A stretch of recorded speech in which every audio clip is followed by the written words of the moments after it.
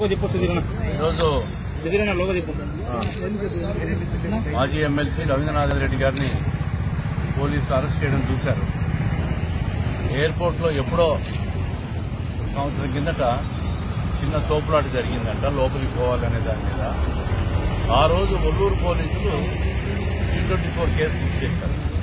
దాదాపు సంవత్సరమైంది. ఈరోజు అర్జెంటుగా 333 సెక్షన్ ఆల్టర్ చేసి నాన్ బెయిలబుల్ సెక్షన్ పెడుతూ ఆయన అర్జెంటుగా అదుపులోకి తీసుకోవడం, నిన్న ప్రవీణ్ కుమార్ రెడ్డిని అరెస్ట్ చేయడం చేయని సంబంధం లేని కేసులో.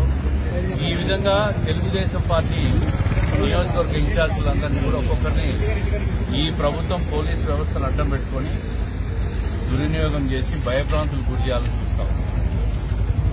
ఎప్పుడో 10 నెలల కింద జరిగిన కేసును, అది కూడా బెయిలబుల్ కేసు, దాన్ని పోలీసులు ఈరోజు నాన్ బెయిలబుల్ కింద కన్వర్ట్ చేయడం చేసి ఆయన అదుపులోకి తీసుకోవడం, ఇప్పుడే హాస్పిటల్ తీసుకోవడం, అర్జెంటుగా మ్యాజిస్ట్రేట్ దగ్గర ప్రొడ్యూస్ చేయడం కూడా జరుగుతూ ఉంది. ఏది ఏమైనా ఈ ప్రభుత్వం కక్ష సాధింపు ధోరణితో ఎన్నికల దగ్గరకు వచ్చేసరికి రాష్ట్ర వ్యాప్తంగా కూడా ముఖ్యమైన నాయకులందరినీ కూడా కేసుల్లో పెట్టి ఇబ్బంది పెట్టాలని ప్రయత్నం చేస్తూ ఉంది. ఎన్ని కేసులు ఎన్ని ఇబ్బందులు పెట్టినా కూడా తెలుగుదేశం పార్టీ శ్రేణులు ఎవరు భయపడరు, ఆందోళన చెందరు.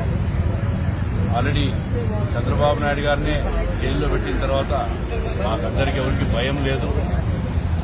ఇంకా భవిష్యత్తులో ఎంతమంది చేస్తారో, ఎన్ని రకాల ఇబ్బందులు పెట్టినా కూడా మేము ఎవరం భయపడం, న్యాయ పోరాటం చేస్తాం.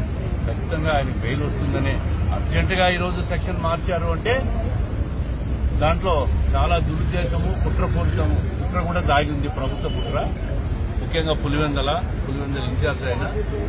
ఏది ఏమైనా మాకు మ్యాజిస్ట్రేట్ దగ్గర ఈ సెక్షన్ ఆర్డర్ చేయడం చూస్తే ఆ లీగల్ టీం కూడా మ్యాజిస్ట్రేట్ దగ్గర పోతున్నారు. ఖచ్చితంగా మాకు ఇప్పుడే డిమాండ్ తిరస్కారం అవుతుందని చెప్పి మా నమ్మకం. లేదంటే ఖచ్చితంగా మళ్ళీ మెయిల్కి అప్లై చేస్తాం, బయటకు వస్తాడు, న్యాయ పోరాటం చేస్తాం. పార్టీని అందరినీ కూడా కాపాడుకునేదానికి చంద్రబాబు నాయుడు గారు, నారా లోకేష్ గారు ఉన్నారు. ఎవరికి ఏమి కాదు. ఎక్కడ టీడీపీ శ్రేణులు కూడా ఎవరు కూడా దీనికి ఆందోళన చెందాల్సిన అవసరం లేదు, భయపడాల్సిన అవసరం లేదు. అన్న అదొక్క సెక్షన్ అయినా వేరే సెక్షన్లు ఏమైనా పెట్టారా? కానీ మాకు తెలిసిన సమాచారం 324, 333 కింద ఆర్డర్ చేశారండి. 333 కింద ఆర్డర్ చేస్తే అది నాన్ బెయిలబుల్ అవుతుంది కాబట్టి జైలుకు తరలించాలా. నిన్న ప్రవీణ్ కుమార్ రెడ్డి గారికి సంబంధం లేని కేసులో 307 పెట్టి లోపల పెట్టారు. ఈ రోజు ఆయన పెడుతున్నారు. రేపు ఉంటున్నాడు, ఎంతమంది పెడతారో చూస్తాం. Okay right.